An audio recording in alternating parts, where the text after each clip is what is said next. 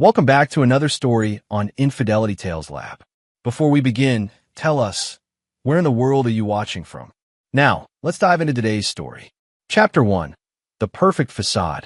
Gary Becker stood in his mahogany-paneled home office, watching through the Venetian blinds as his wife, Casey, tended to her rose garden. 22 years of marriage, and she still looked beautiful in the morning light. Her auburn hair caught the sun as she bent over the flower beds, the same hair he'd run his fingers through on their wedding night. But Gary wasn't admiring his wife anymore. He was studying his target. 3 months ago, Gary had returned early from a business trip to find Casey's car gone and Hannah, their 16-year-old daughter, at her friend's house. The house felt different, charged with an energy that didn't belong. In their bedroom, he'd found a single cufflink under the bed, sterling silver with initials DW. Gary Becker hadn't survived 15 years in military intelligence by ignoring details. That cufflink led him down a rabbit hole that shattered everything he thought he knew about his life. Drew Whalen, 34 years old, Casey's personal trainer turned lover. The affair had been going on for 8 months. Gary had documentation now, photos, hotel receipts, text messages recovered from deleted files. Casey thought she was clever, but Gary had taught interrogation techniques to CIA operatives. A cheating housewife was child's play. The irony wasn't lost on him.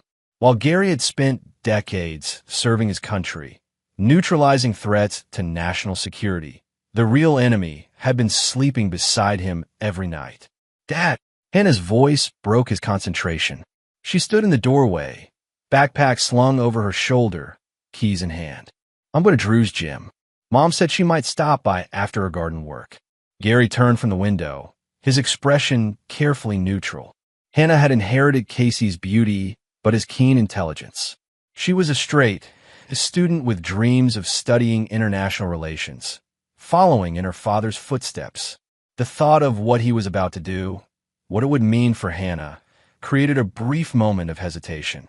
But Gary Becker had learned long ago that hesitation was weakness, and weakness got people killed. "Have fun, sweetheart," he said, kissing her forehead. "Tell your mother I'll be working late tonight." After Hannah left, Gary walked to his safe and retrieved a manila folder thick with evidence. But this wasn't about exposing their affair to friends and family. Public humiliation was for amateurs. Gary's revenge would be surgical, devastating, and permanent. He opened his laptop and began typing an encrypted message to Simon Salazar, a former colleague who now worked in private security. Simon owed Gary his life from a mission in Afghanistan, and Gary was about to collect on that debt. The message was simple: need a favor. Remember that discussion about untraceable evidence planting? It's time. Casey's laughter drifted through the window as she spoke on her phone. Gary recognized the tone, the same breathy whisper she'd once used with him. Now it was Drew on the other end, making plans for their afternoon rendezvous. Gary closed the laptop and walked to his bedroom closet. Behind his dress shirts, concealed in a false back, was his old service weapon and several items from his intelligence days. Things that officially didn't exist. He'd spent 3 months planning. Now it was time to execute. Chapter 2. Threads of Deception. Drew Whalen flexed in front of the gym's mirror, admiring the physique that had attracted Casey Becker 8 months ago. At 34, he was in the best shape of his life, and wealthy women like Casey were easy prey.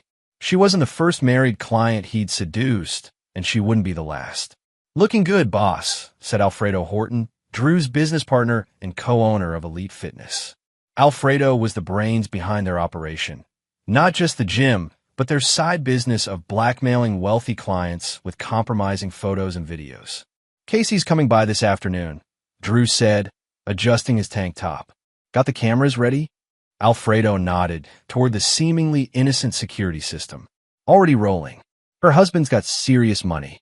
Military contractor, right? This could be our biggest score yet." Drew had researched Gary Becker thoroughly.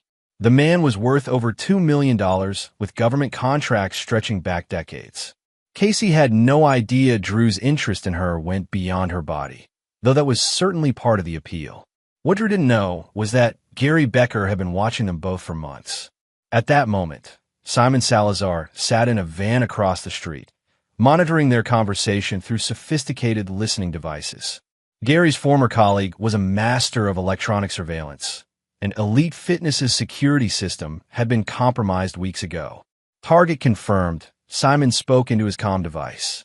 They're planning to record the wife for blackmail purposes. Gary's voice crackled back through the encrypted channel. Perfect. That gives us motive and opportunity. Proceed with Phase 2. Simon reached for a small device, a signal jammer that would create a brief window of vulnerability in the gym systems, long enough to plant the evidence Gary had prepared. Meanwhile, across town, Casey Becker finished her gardening and checked her reflection in the hall mirror. She'd lost 15 pounds since starting her sessions with Drew, but the real transformation was internal. For the first time in years, she felt alive. Gary had become distant, cold, buried in his work. He treated their marriage like another military operation, efficient, organized, emotionless. Drew made her feel desired, spontaneous, dangerous. She didn't know that Gary had been distant by design, slowly withdrawing his affection to push her toward the affair he'd already discovered. Every cold shoulder, every late night at the office, every time he claimed to be too tired for intimacy, it had all been calculated to drive her into Drew's arms more completely. Casey grabbed her gym bag and headed for the door, not noticing the small GPS tracker Gary had placed in her car or the nearly invisible cameras he'd installed throughout their home. At Elite Fitness, Simon had completed his work. Hidden in Drew's office locker were several items that would soon become crucial evidence. A bag of high-grade cocaine, detailed plans for a robbery targeting Gary's government contracts, and photos of other clients in compromising positions. But the masterstroke was the hard drive concealed behind a false panel in Drew's desk. It contained fabricated but convincing evidence of a larger conspiracy: drug distribution networks, money laundering schemes, and communications with known criminals. Gary had spent months creating this false digital history, using techniques he'd learned from creating cover identities for deep cover operatives. Drew and Alfredo would soon discover that their blackmail scheme was the least of their problems. As Casey pulled into the gym parking lot, she felt the familiar thrill of anticipation. She had no idea she was walking into a trap that had been months in the making, or that her husband was already 10 steps ahead of every move she thought was secret. Gary sat in his office, watching the tracking signals on his computer screen. Casey's car at the gym, Simon's van in position, everything proceeding according to plan. He picked up his phone and dialed a number he hadn't used in 5 years. Kirk Rhodes, answered a gruff voice. Kirk, it's Gary Becker. I need a favor. Kirk Rhodes was a federal agent who specialized in drug trafficking cases. Gary had provided intelligence that helped Kirk break a major cartel operation in 2018. Another debt to be collected. Gary, good to hear from you. What do you need? I have intelligence on a drug operation with ties to blackmail and extortion. Elite Fitness on Maple Street. I think you'll find it very interesting. Gary hung up and checked his watch. Phase 2 was in motion. Soon, Drew and Casey would discover that their afternoon of passion was about to become the beginning of their nightmare. But first, Gary had one more call to make. To his daughter. Chapter 3. The Tightening Noose. Hannah Becker sat in her car outside Elite Fitness, staring at her phone. Her father's text message was cryptic. Emergency at home. Come back immediately. Don't go inside the gym. Trust me. She'd been about to walk in when the message arrived. Through the large windows, she could see her mother and Drew in what appeared to be an intimate conversation near the juice bar. Hannah had suspected something was going on. The late nights, her mother's new wardrobe, the constant text messages. But seeing it confirmed still felt like a punch to the gut. Her phone buzzed again. This time it was a call from her father. Hannah, where are you? Gary's voice was tight with controlled urgency. Outside the gym. Dad, I can see Mom with Drew, and don't go in there. Drive home now. There's something you need to know. Hannah started her car with shaking hands. Her perfect family was crumbling, and she didn't understand why. Inside Elite Fitness, Casey and Drew were oblivious to the storm gathering around them. They'd moved to Drew's office for privacy, unaware that every word was being recorded by Gary's surveillance equipment. When are you going to tell him? Drew asked, his hands wandering over Casey's body. Soon, Casey whispered. Gary's been so distant lately. I think he already suspects something. What they didn't know was that Gary wanted them to feel confident, secure in their deception. It would make their fall that much more devastating. In the gym's main area, Alfredo was dealing with an unexpected problem. The security system was glitching, showing false alarms and system errors. He called their tech support company, but they claimed no issues on their end. The glitches were Simon's work, creating a digital paper trail that would support the planted evidence. Every system error was logged, creating timestamps that would align perfectly with the criminal activity Gary had fabricated. At the federal building downtown, Kirk Rhodes was reviewing the intelligence package Gary had provided. It was comprehensive: financial records, communication logs, surveillance photos. If even half of it was accurate, Elite Fitness was a front for a significant criminal operation. Kirk didn't question the source. Gary Becker's intelligence had always been solid, and the evidence was too detailed to ignore. He began assembling a task force for a coordinated raid. Hannah burst through the front door of her house to find her father waiting in the living room. Gary's expression was harder than she'd ever seen it. "Sit down, Hannah." She collapsed onto the couch, her mind racing. "Dad, what's going on? Why couldn't I go into the gym?" Gary placed a manila folder on the coffee table between them. "Your mother has been having an affair with Drew Whalen for 8 months. The words hit Hannah like a physical blow. Even though she'd suspected, hearing it confirmed by her father made it real. "How do you know?" Gary opened the folder, revealing photos, hotel receipts, text message transcripts. The evidence was overwhelming and damning. "I've known for 3 months, Gary said quietly. "I've been gathering evidence." Hannah stared at the photos, her mother kissing Drew in a hotel parking lot, entering his apartment, leaving the next morning. Her perfect mother, the woman who taught her about honesty and integrity, was living a lie. "What are you going to do?" Hannah asked. Gary's expression was ice cold. "I'm going to destroy them both." The word sent a chill through Hannah. She'd never seen her father like this. Not angry, but something far more dangerous. Calculating. Methodical. "Dad, maybe we should just..." "There is no just, Hannah. Your mother betrayed our family. She betrayed 22 years of marriage. She betrayed you." Gary's voice was steady, but Hannah could see the fury burning behind his eyes. "And Drew Whalen thinks he can destroy my family for sport. They both need to learn that actions have consequences." Hannah's phone buzzed with a text from her mother. "Running late, sweetheart. Don't wait up for dinner." Gary saw the message. "She's lying to you too, Hannah. Right now, while she's texting about running late, she's in bed with her lover. Are you going to defend that?" Hannah felt tears burning her eyes. Her family was falling apart, and her father was talking about revenge like it was a military operation. "What kind of consequences?" she whispered. Gary closed the folder. "The kind that ensure they never hurt us again." At that moment, Kirk Rhodes was briefing his team on the Elite Fitness operation. The raid was scheduled for the following morning. Gary's intelligence suggested the targets would be most vulnerable during their regular afternoon meeting. But Gary had also provided Kirk with additional intelligence: Drew Whalen's vehicle registration, his known associates, his daily patterns. Everything the federal agents would need to build an airtight case. As Hannah sat in shocked silence, processing the destruction of her family, Gary was already moving to the next phase. His phone displayed a message from Simon. "All packages delivered. Systems compromised. Targets unaware." Gary looked at his daughter, his brilliant, innocent daughter who was about to learn that the world was far crueler than she'd ever imagined. "Hannah, I need you to understand something. In this life, you're either the predator or the prey. Your mother chose to make us prey.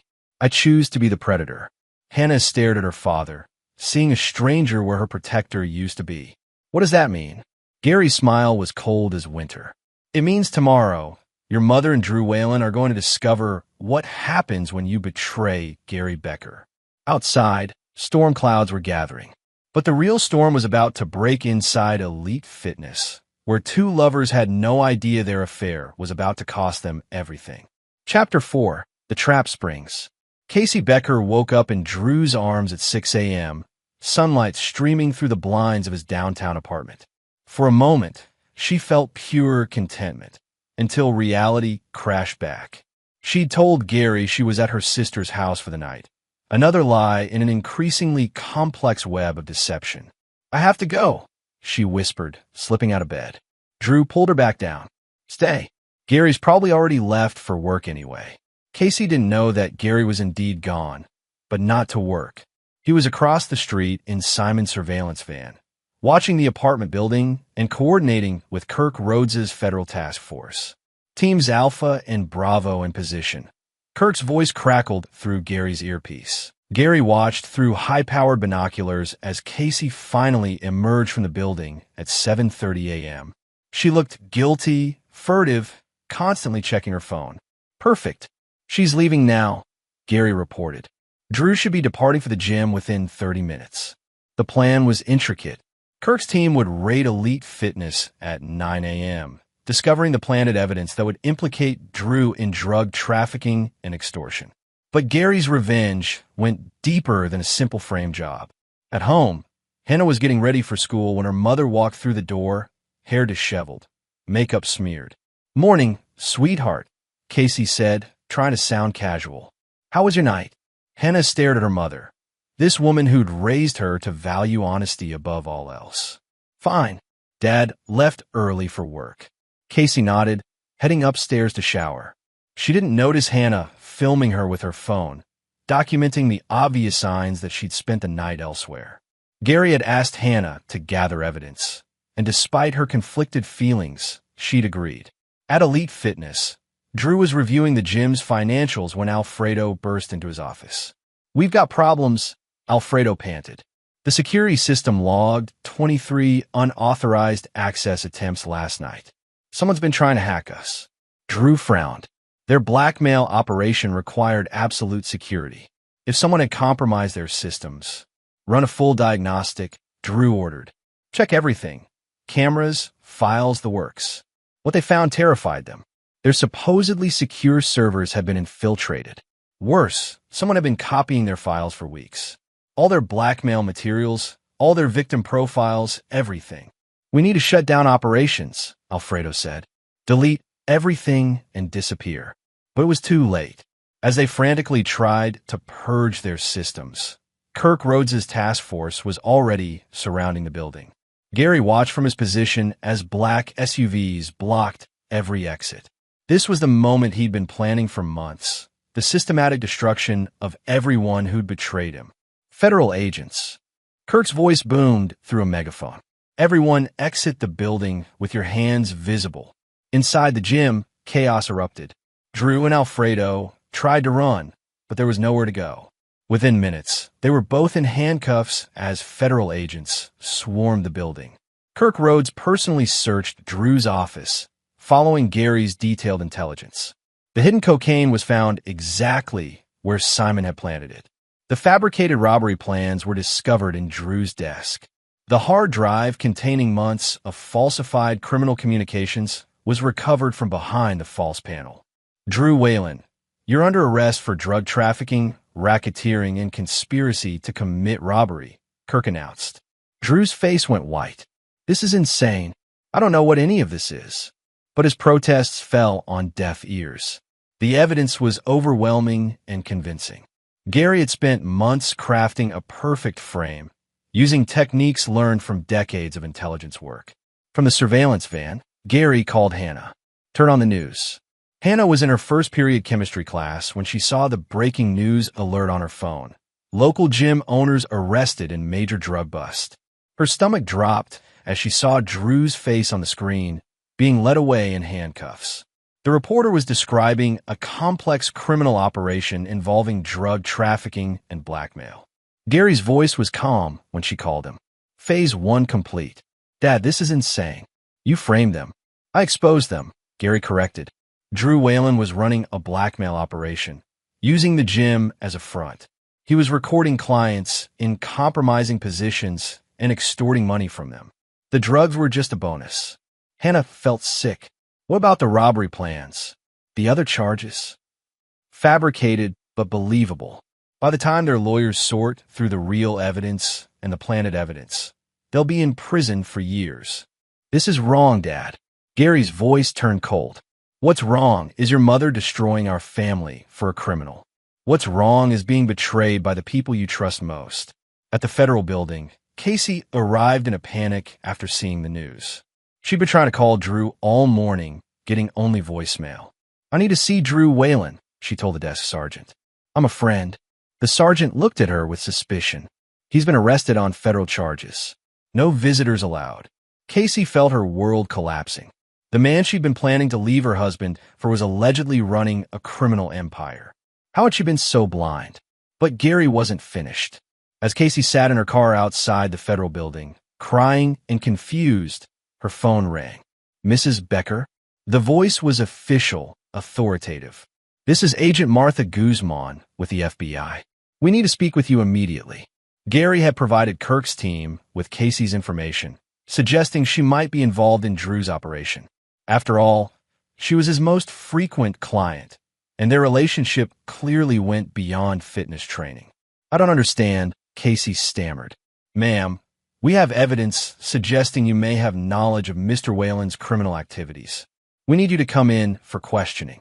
Casey's hand shook as she drove to the FBI field office. Her affair was about to become public knowledge, her reputation destroyed, her marriage over. But she still didn't realize this was all Gary's orchestration. At home, Gary was preparing for Casey's return. He'd moved all her belongings to the guest room and changed the locks on their bedroom. Her credit cards were canceled, her access to their joint accounts suspended. But the cruelest touch was the letter he'd left on her pillow. Divorce papers, already filed, along with a detailed accounting of her affair and a custody petition that would paint her as an unfit mother. Gary Becker had spent 15 years eliminating threats to national security. Now he was eliminating threats to his family with the same methodical precision. The war had begun, and Gary intended to win. Chapter 5, Collateral Damage. Agent Martha Guzman led Casey into a sterile interrogation room at the FBI field office. Casey's hands trembled as she sat across from the stern-faced agent, her perfect suburban life crumbling around her. Mrs. Becker, how long have you known Drew Whalen? Martha asked, opening a thick file. About 8 months, Casey whispered. He's my personal trainer. Martha slid several photographs across the table.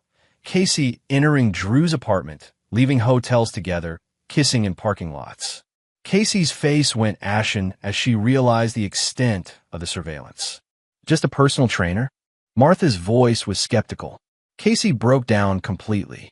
We were having an affair, but I swear I didn't know about any criminal activity. What Casey didn't know was that Martha Guzman was another piece in Gary's elaborate chess game. Martha and Gary had worked together on several classified operations, and she owed him favors that could never be officially acknowledged. Mrs. Becker, your husband contacted us 3 months ago with concerns about unusual activity at Elite Fitness. Martha said, delivering the lie with practiced sincerity. He was worried you might be in danger. The statement was masterfully crafted. It made Gary appear concerned and protective while simultaneously revealing Casey's affair to federal authorities. It also established a timeline that made Gary seem like the wrong party trying to protect his family. Gary knew. Casey's voice was barely audible. He's been very cooperative with our investigation, Martha continued. He provided us with financial records showing unusual deposits in your personal account. Deposits that coincide with your visits to Elite Fitness. This was another fabrication. Simon had hacked Casey's bank records and created false transaction histories that made it appear she'd been receiving payments from Drew's operation. To investigators, it would look like she was being compensated for her involvement in his crimes.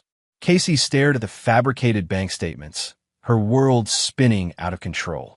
I never received any money from Drew. This is impossible. Mrs. Becker, we have evidence suggesting you may have been used as a courier for Mr. Whalen's drug distribution network. Your frequent visits to his apartment, the cash deposits, your access to upscale social circles. It all fits the pattern. Casey realized she was being framed. But by whom? Drew for his crimes?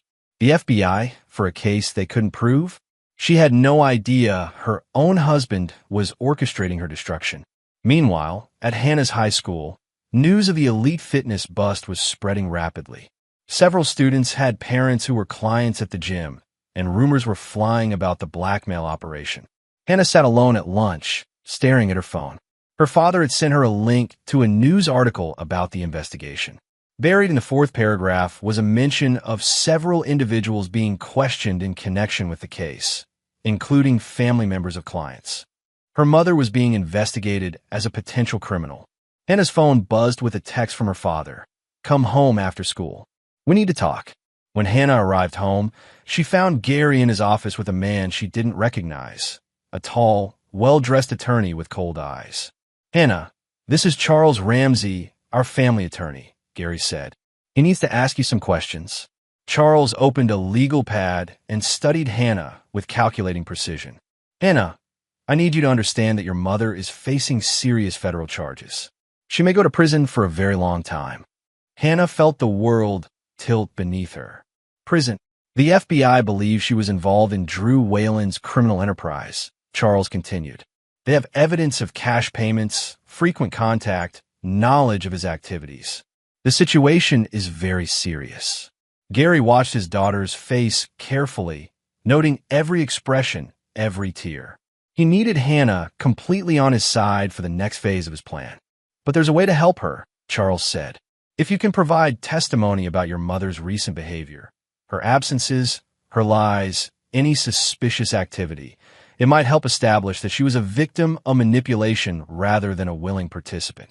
Hannah looked between her father and the attorney, sensing something wrong, but unable to identify what it was. "You want me to testify against Mom?" "We want you to tell the truth," Gary said quietly. "About the lies, the secret phone calls, the nights she didn't come home. The truth might be the only thing that saves her from a lengthy prison sentence." Hannah felt trapped. Her mother had lied to her, betrayed their family, but testifying against her felt like another betrayal entirely. Back at the FBI field office, Casey was being processed for release, pending further investigation. Her affair was now a matter of federal record, her reputation destroyed, her life in ruins. But Gary's revenge was far from complete. As Casey drove home, her phone rang constantly. Reporters, neighbors, friends who'd seen the news. She ignored them all, focused only on getting home to confront Gary and try to salvage something from the wreckage. She pulled into her driveway to find the locks changed and her belongings piled on the front porch. A process server was waiting with divorce papers and a restraining order that barred her from entering the house. "Casey Becker," the server asked. "You've been served." Casey stared at the legal documents through tears. Gary was divorcing her, seeking full custody of Hannah, and freezing all their assets pending the outcome of the federal investigation. She called Gary's phone, but went straight to voicemail. His message was cold and formal. "You've made your choices, Casey. Now live with the consequences." Casey sat in her car outside the home she'd lived in for 22 years, watching her teenage daughter's silhouette in her bedroom window. Everything she'd built, everything she'd cherished was gone. But she still didn't realize that Gary had orchestrated every moment of her downfall, that her husband had become her most dangerous enemy. Inside the house, Gary was already planning phase 3. Casey and Drew were neutralized, but Gary's revenge required total victory. He needed to ensure they could never threaten his family again. He opened his laptop and began researching federal prison systems, looking for facilities where Drew and Casey would serve their sentences. Gary had contacts in the prison system, former military colleagues who transitioned to corrections work. If Casey and Drew thought their arrests were the end of their punishment, they were gravely mistaken. Gary Becker's revenge was just beginning. Chapter 6: The Point of No Return. Drew Whalen sat in his federal holding cell, staring at the concrete walls and trying to understand how his life had imploded in a single day. His court-appointed attorney, Ronald Zimmerman, had just delivered devastating news. "They've got you cold, Drew," Ronald said bluntly. "The evidence is overwhelming. Drugs, blackmail materials, communications with known criminals, plans for armed robbery. We're looking at 25 to life. But none of it's mine." Drew protested. "Someone planted all of this." Ronald shrugged. That's what they all say. The cocaine alone is enough for a major trafficking charge and the blackmail operation. Jesus, Drew, you had compromising photos of half the city's elite. What Ronald didn't mention was that Gary Becker had personally recommended him to Drew's family, presenting him as a skilled defense attorney when he was actually incompetent and working against his client's interests. Meanwhile, Casey had spent the night in a cheap motel, her credit cards frozen and her access to their joint account suspended. She tried calling her sister, her friends, anyone who might help, but word of her federal investigation had spread quickly through their social circle. At 8 a.m., her phone rang. The caller ID showed her attorney's office. "Casey, this is Deanna Lawrence," the voice said. "I'm with Lawrence & Associates. Your husband hired us to represent you in the federal matter." Casey felt a surge of hope. Maybe Gary was trying to help her after all. "Thank God. I need to see you immediately." "Of course. Can you come to our office this morning?" What Casey didn't know was that Deanna Lawrence was another piece in Gary's elaborate game. She was a legitimate attorney, but she'd been specifically chosen for her aggressive tactics and willingness to sabotage her own clients when properly motivated. At the Lawrence & Associates office, Casey poured out her story to Deanna: the affair, the arrest, the federal investigation. She maintained her innocence regarding any criminal activity. Deanna listened sympathetically, taking detailed notes. "Casey, I need to be honest with you. The evidence against you is substantial. The FBI has financial records showing payments from Drew's operation, surveillance photos, communication logs. But I never received any money, and I had no idea about his criminal activities." "I believe you," Deanna said soothingly, "but proving your innocence will be difficult. However, there might be another option." Deanna slid a document across the desk. "A plea agreement. If you cooperate fully with the investigation, provide testimony against Drew, and accept responsibility for your involvement, the prosecutors might reduce the charges significantly." Casey stared at the document. It was a confession, admitting to knowledge of Drew's crimes, accepting payments for her participation, and agreeing to testify against him. "If I don't sign this, you'll likely face the same charges as Drew. 25 years to life." Casey's hands shook as she signed the document, not realizing she was signing her own destruction. The plea agreement was fabricated, designed to create a false confession that would destroy any chance of mounting a legitimate defense. Back at home, Gary was having breakfast with Hannah when his phone buzzed with a message from Deanna. "Document signed. Phase 6 complete." Hannah noticed her father's satisfied smile. "Dad, what's going to happen to Mom?" Gary buttered his toast carefully. "Your mother made choices, Hannah. Now she has to accept responsibility for those choices." "But what if she goes to prison?" Gary looked at his daughter with cold calculation. Hannah was becoming a problem. Her sympathy for Casey could complicate his plans. It was time to ensure Hannah's complete loyalty. "Hannah, I need to show you something." Gary led Hannah to his office and opened his laptop. On the screen was a video, security footage from Elite Fitness showing Casey and Drew in intimate situations. Hannah turned away, horrified. "Dad, I don't want to see this." "You need to understand who your mother really is," Gary said firmly. "This is what she chose over our family. Over you." Hannah began crying, but Gary wasn't finished. He showed her bank records, the fabricated ones Martha had presented, text messages between Casey and Drew discussing their future together, hotel receipts spanning months. "She was planning to leave us, Hannah. Leave you. For a criminal who was using her for blackmail and drug money." The lies were masterfully constructed, each one designed to poison Hannah's relationship with her mother permanently. Gary needed Hannah to hate Casey as much as he did. "I don't want to see her anymore," Hannah said through tears. Gary pulled his daughter close, feeling a moment of genuine affection mixed with satisfaction. "You don't have to, sweetheart. I'll protect you from now on." That afternoon, Casey was arrested again, this time for violating the terms of her release by attempting to contact Drew while he was in federal custody.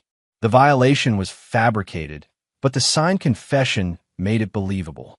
As Casey was led away in handcuffs for the second time in 2 days, reporters swarmed the scene.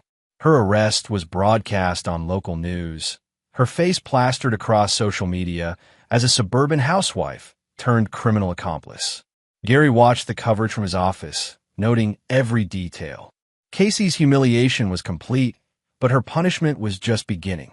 He opened a secure messaging app and sent a final instruction to his network of contacts. Target secured.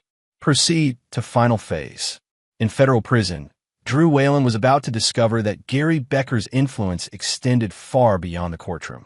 And Casey was about to learn that her husband's revenge had no limits, no mercy, and no end. Gary looked out his office window at the rose garden Casey had tended so carefully. Tomorrow, he would have it torn out and replaced with something new, something that belonged to his life moving forward, not the life Casey had destroyed. Hannah knocked on his door. "Dad? The news is saying Mom might get 25 years. Gary turned from the window, his expression serene. "That's not our concern anymore, Hannah. Casey Becker chose her path. Now she has to walk it." Hannah nodded, her face hardening with an expression that reminded Gary of himself. Good. She was learning. The war was nearly over, and Gary Becker had won completely. Chapter 7. The Final Betrayal. 6 months later, Gary Becker sat in the visitor's room of the Federal Correctional Institution, watching Casey through reinforced glass. She looked hollow, broken, aged years in just half a year. The federal prison system had not been kind to the former suburban housewife. "Why are you here, Gary?" Casey asked through the phone, her voice barely above a whisper. Gary studied his former wife. He corrected himself. The divorce had been finalized 3 months ago, with Gary retaining full custody of Hannah and all marital assets. "I wanted to see how you were adjusting," Gary said calmly. Casey laughed bitterly. "Adjusting? I'm serving 15 years for crimes I didn't commit. Drew got life without parole. Our lives were destroyed by whoever framed us." Gary's expression didn't change. "No one framed you, Casey. You made choices. You betrayed our marriage, our family, our daughter. Everything that happened was a consequence of those choices. I had an affair, Gary. I didn't traffic drugs or blackmail people or plan robberies." Gary leaned forward slightly. "Didn't you?" Something in his tone made Casey's blood run cold. She stared at her husband's face, noting the cold satisfaction in his eyes, the slight smile playing at his lips. "What are you saying?" Gary was quiet for a long moment, savoring this instant. He'd waited months for this conversation, the moment when Casey would finally understand the scope of his revenge. "I'm saying that your affair was just the beginning of your betrayal. Everything else, the drugs, the blackmail, the robbery plans, that was all real, Casey. You just didn't know about it." Casey's hands began shaking. "You're lying. Drew really was running a blackmail operation. He really was planning to rob my government contracts. The drugs were his side business." Gary's voice was matter-of-fact, conversational. "I just enhanced the evidence, made sure the authorities found everything." The truth crashed over Casey like a physical blow. "You framed us." "I exposed the truth and added some creative details," Gary corrected. "Drew was using you, Casey. He was recording your sessions, planning to blackmail me through you. You were never his lover. You were his mark." Gary reached into his jacket and pulled out a tablet, showing Casey surveillance footage from Elite Fitness. She watched in horror as Drew and Alfredo discussed their plan to seduce her, record her, and extract money from Gary. "This is from 3 months before your affair began," Gary said. "He targeted you specifically because of my wealth and security clearance. Every moment you thought was love was actually him executing a con." Casey stared at the footage, watching Drew laugh as he described her as desperate and gullible. Her world shattered completely. "But you let it happen," she whispered. "You knew, and you let me walk into his trap." Gary's smile was ice cold. "I didn't let it happen, Casey. I made it happen. I wanted you to fall for his scheme so I could destroy you both." The full scope of Gary's manipulation was staggering. He discovered Drew's plan early and, instead of stopping it, had encouraged it. Gary had been the one to suggest Casey needed a personal trainer. He'd recommended Elite Fitness specifically. He'd even created opportunities for the affair by working late and traveling more frequently. "You orchestrated everything," Casey said in dawning horror. Every moment, Gary confirmed. Your affair, Drew's criminal activities, the federal investigation, your arrest, your confession. All of it was my design. Casey felt physically ill. Why? Why would you do this to me? Gary's expression turned deadly serious. Because you betrayed me, Casey. You betrayed our marriage, our family, our daughter. And I don't forgive betrayal. I was lonely. You've been distant for months. I made a mistake, but I didn't deserve this. You made a choice, Gary said firmly. You chose to destroy our family. I chose to destroy you first. Casey began crying, but Gary wasn't finished. He had one more revelation that would complete her psychological destruction. Hannah knows, he said quietly. Casey looked up, tears streaming down her face. Knows what? Everything. She knows about your affair, your criminal conviction, your betrayal of our family. She testified at your sentencing hearing about your lies and absences. She asked the judge to give you the maximum sentence. The words hit Casey like bullets. No, Hannah wouldn't. Hannah hates you, Casey. She sees you as the woman who destroyed our family for money and drugs. She believes you're a criminal who chose strangers over your own daughter. Gary pulled out his phone and showed Casey a text message from Hannah. Dad, I'm so glad you protected us from her. I never want to see her again. Casey collapsed forward, sobbing uncontrollably. Her daughter, her beautiful, brilliant daughter, had been turned against her completely. She won't take your calls, Gary continued mercilessly. She refuses your letters. She's changed her name legally. She's Hannah Rhodes now, taking my mother's maiden name. As far as she's concerned, Casey Becker died the day you chose Drew over your family. Casey looked up at Gary through her tears, finally seeing him clearly for the first time. This wasn't her husband, the man she'd married 22 years ago. This was a predator, a monster who'd systematically destroyed her life with surgical precision. You're insane, she whispered. Gary stood up, straightening his jacket. I'm thorough. There's a difference. He paused at the door, looking back at Casey one final time.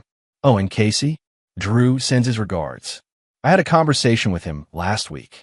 He wanted you to know that he never cared about you, never loved you, and he blames you entirely for his situation. He says you're pathetic.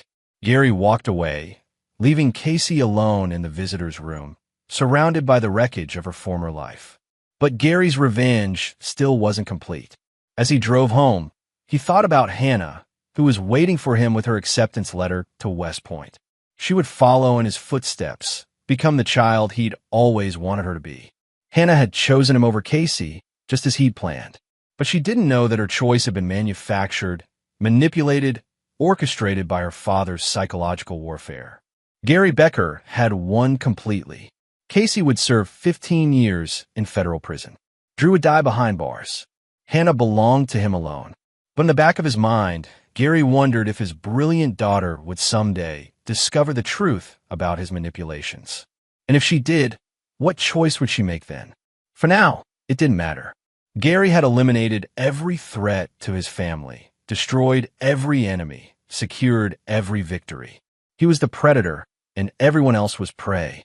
Chapter 8. Sins of the Father. 2 years after Casey's imprisonment, Hannah Rhodes, formerly Hannah Becker, stood in her father's study, holding a manila folder that would destroy everything she thought she knew about her family.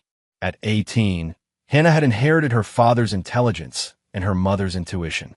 She was weeks away from starting at West Point, following the path Gary had carefully laid out for her. But first, she decided to organize his home office while he was on a business trip. That's when she found the hidden safe behind his bookshelf, and inside it, the evidence of Gary's elaborate revenge scheme. Hannah spread the documents across Gary's desk with shaking hands. Bank records showing payments to Simon Salazar for intelligence services. Communication logs between Gary and Agent Martha Guzman discussing the fabrication of evidence. Detailed plans for framing Drew and Casey, complete with timelines and objectives. But the most damaging document was Gary's personal journal, written in his precise handwriting. Day 127. Casey took the bait perfectly. Her guilt about the affair makes her easy to manipulate. Hannah's testimony about her mother's absences was particularly effective at the sentencing hearing. I've successfully turned my daughter into a weapon against her own mother. Day 203. Drew's prison contacts report he's been placed in general population. The inmates I've paid will ensure he doesn't survive his first year. Casey will learn about his death next month. Another psychological blow to complete her destruction. Day 288. Hannah continues to excel academically and shows no signs of questioning the official narrative. Her hatred for Casey remains strong. I've successfully severed their relationship permanently. Phase 7 complete. Hannah read entry after entry detailing Gary's methodical destruction of her mother's life. The planted evidence, the fabricated charges, the manipulation of federal agents, the corruption of attorneys, all of it meticulously planned and executed. But the entry that broke her heart completely was dated 6 months ago. Hannah asked about visiting Casey for the first time since the trial. I showed her fabricated letters supposedly from Casey, blaming Hannah for testifying and calling her a traitor to the family.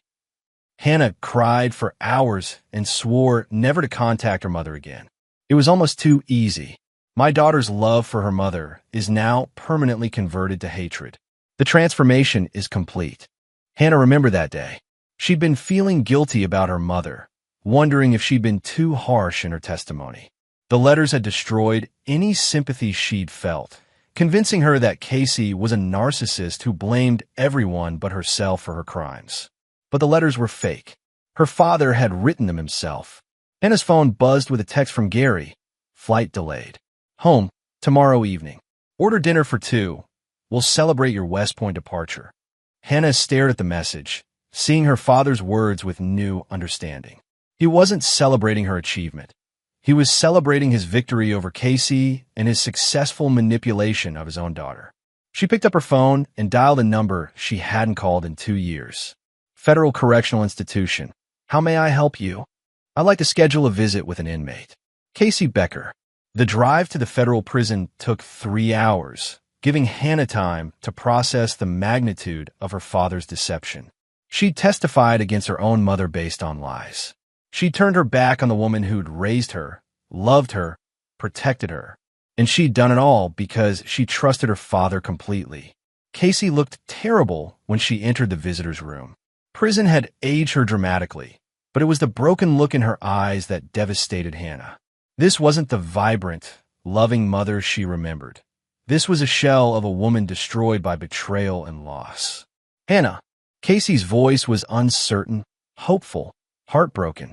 Hannah sat across from her mother, seeing her clearly for the first time in years. Mom, I need to ask you something, and I need you to tell me the truth. Casey nodded, tears already forming in her eyes. Did you ever blame me for testifying against you? Did you ever call me a traitor or say you hated me? Casey's face crumpled. Never. Never, Hannah. I wrote you letters every week for 2 years, telling you I loved you, begging you to visit, asking for your forgiveness.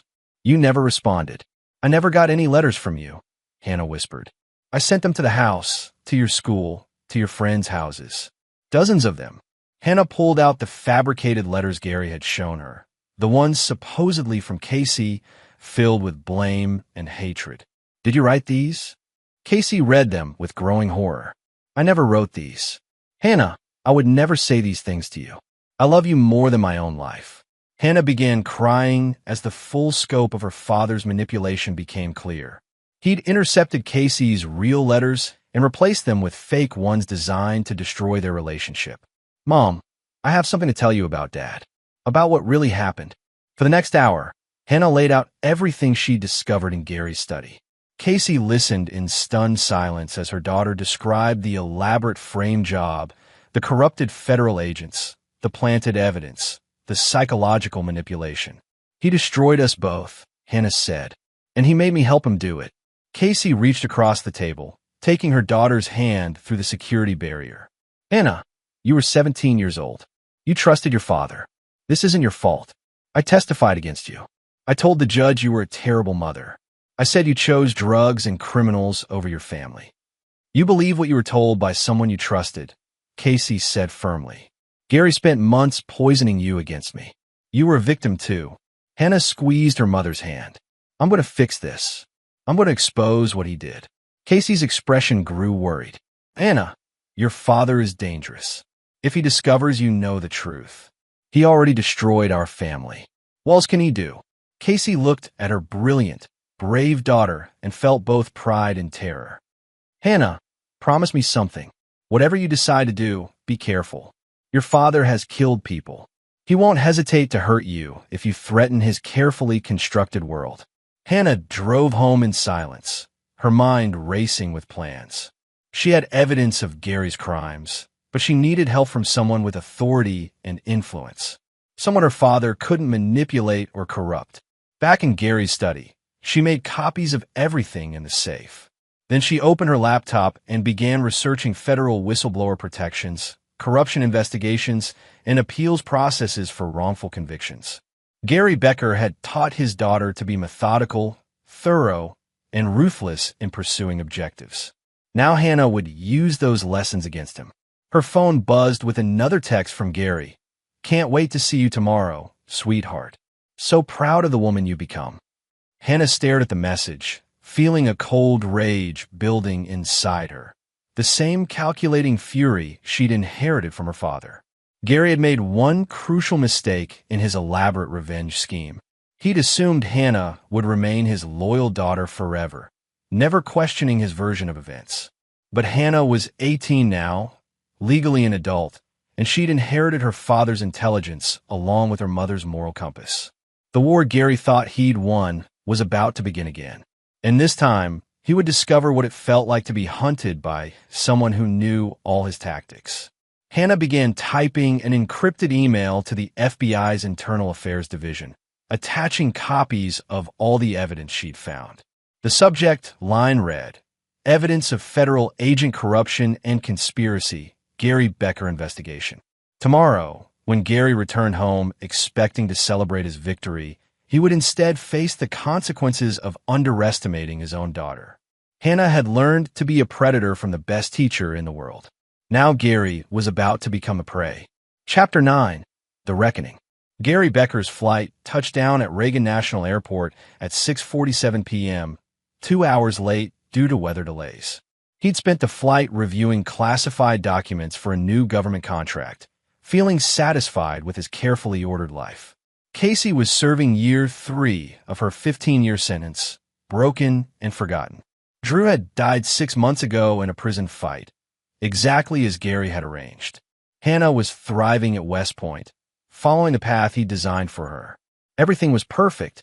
Gary's phone showed 17 missed calls from Hannah, which struck him as unusual.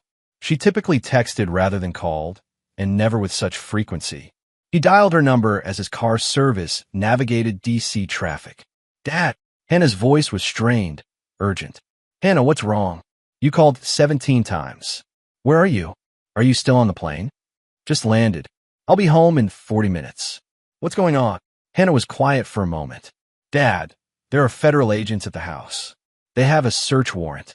Gary felt his blood turn to ice. What kind of agents? FBI Internal Affairs. They're looking for documents related to the elite fitness investigation. Dad, they know about Agent Guzman, about Simon Salazar, about all of it. Gary's mind raced through possibilities. Someone had exposed his operation. But who? Everyone involved owed him favors or was compromised. There shouldn't be any loose ends. Hannah, listen to me carefully. Go to your room and pack a bag. Don't talk to the agents. Don't answer any questions. I'll handle this when I get home. Dad, Hannah's voice broke. I need to tell you something. Gary heard something in his daughter's tone that made his stomach clench. What is it? I found your safe. I read your journal. I know what you did to Mom. The words hit Gary like a physical blow. He closed his eyes, recognizing the tactical error that would destroy him. He'd underestimated his own daughter. Hannah, you don't understand. I understand perfectly, Hannah said, her voice growing stronger. You framed Mama Drew. You corrupted federal agents. You manipulated me into testifying against my own mother. You destroyed our family for revenge. Gary's driver looked at him in the rearview mirror, noting his passenger's pale complexion and labored breathing. "Hannah, everything I did was to protect our family. You did it to protect your ego." Hannah's voice cracked with emotion. "Mom made a mistake, but you destroyed her life. You made me hate the woman who raised me. You turned me into a weapon against my own mother." Gary felt his carefully constructed world collapsing around him. "What did you do?" "I called the FBI. I gave them copies of everything in your safe. Your journal, your communications with corrupt agents, your payments to Simon Salazar, all of it." Gary's phone showed an incoming call from Agent Kirk Rhodes. He let it go to voicemail, but the message was brief and devastating. "Gary, you need to turn yourself in immediately. We have evidence of serious federal crimes. Don't make this worse than it already is." "Hannah, you've made a terrible mistake," Gary said, trying to maintain control. "Those documents are classified. You've committed federal crimes by copying them." "Actually, I haven't," Hannah replied. "I consulted with a federal prosecutor before I acted. Everything I did falls under whistleblower protections for reporting corruption and civil rights violations." Gary realized his daughter had outmaneuvered him completely. She'd inherited his strategic thinking, but applied it against him with devastating effectiveness. "Where are you now?" Gary asked. "Somewhere safe." "Dad, I'm giving you one chance to do the right thing. Turn yourself in. Confess to what you did. Help get Mom's conviction overturned." Gary laughed bitterly. "The right thing? Hannah, your mother betrayed our family. She chose a criminal over us. Everything I did was justified. Mom made a mistake. You committed felonies. There's a difference." Gary's car pulled into his driveway, where 8 federal vehicles were parked. Agents swarmed his property, carrying boxes of evidence from his house. "Hannah, I need you to understand something. I did this for you, to protect you from the kind of people who would destroy everything we built. You did this for yourself," Hannah said quietly, "because you can't stand being betrayed, even when the betrayal is choosing someone else over your coldness." Gary saw Agent Kirk Rhodes approaching his car. Through the phone, he could hear Hannah crying. "Dad, I loved you. I trusted you completely. But what you did to Mom, what you made me do to her, I can't forgive that. Hannah, I'm going to visit Mom tomorrow. I'm going to tell her I'm sorry for believing your lies. And I'm going to spend the rest of my life making up for the damage I helped you cause." Gary felt something break inside his chest, not physical, but fundamental. His daughter, his greatest achievement, his perfect ally, had become his greatest enemy. "Hannah, please." "Goodbye, Dad." The line went dead as Kirk Rhodes tapped on Gary's car window. "Gary Becker, you're under arrest for conspiracy, obstruction of justice, civil rights violations, and corruption of federal officers." As the handcuffs clicked around his wrists, Gary thought about the journal entry he'd written just last week. "Victory is complete. All enemies neutralized. Family secured." He'd been wrong about everything. 6 months later, Gary Becker sat in the same federal courtroom where Casey had been sentenced 3 years earlier. But this time, he was the defendant facing a life sentence for his crimes. Hannah sat in the gallery, wearing her West Point uniform. She deferred her enrollment to focus on overturning her mother's conviction, working with a team of appellate attorneys to expose the massive frame job Gary had orchestrated. During Gary's sentencing hearing, Hannah stood to address the court.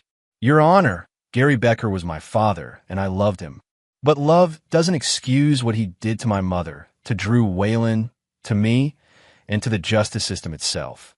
He turned his own daughter into an unwitting accomplice in his revenge scheme. He corrupted federal agents and fabricated evidence to destroy innocent people." Hannah looked directly at Gary as she continued. "My father taught me that actions have consequences. Today, he faces the consequences of his actions." Gary stared at his daughter, seeing himself reflected in her cold determination and strategic thinking.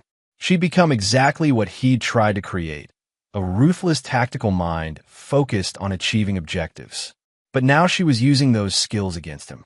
The judge sentenced Gary to life in prison without possibility of parole. As he was led away, Hannah watched without emotion, her expression identical to Gary's during Casey's sentencing years earlier. 3 weeks later, Casey walked out of federal prison a free woman, her Her conviction overturned after evidence of the frame job was revealed. Hannah was waiting for her outside the gates. Mother and daughter embraced for the first time in 3 years, both crying as they tried to rebuild what Gary had destroyed. "I'm sorry, Mom," Hannah whispered. "I'm so sorry for everything." Casey held her daughter tight. "You saved me, Hannah. You saved us both." They drove away together, leaving the prison behind. Gary would spend the rest of his life in a cell, destroyed by the same ruthless methods he'd used against others. But in the end, Gary had succeeded in one objective he never intended. He'd created a daughter who was every bit as brilliant and merciless as himself. Hannah had simply chosen to use those qualities for justice instead of revenge. The war was over, and Gary Becker had lost everything. Epilogue. 2 years later, Hannah graduated from West Point with highest honors. Casey had rebuilt her life, working as an advocate for wrongfully convicted prisoners. They'd grown closer than ever, bonded by their shared survival of Gary's psychological warfare. Gary remained in federal prison, serving his life sentence in solitary confinement for his own protection. He'd received no visitors since his sentencing, no letters, no contact from the outside world. Hannah had kept one promise from their final conversation. She never forgave him. The rose garden Gary had planned to tear out still bloomed in their backyard, tended now by Casey and Hannah together.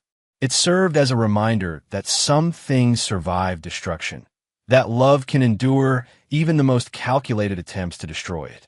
Gary Becker had been a master of revenge, but he'd underestimated the one opponent who knew all his tactics, the daughter he'd trained too well. In the end, the predator had become the prey, destroyed by his own creation.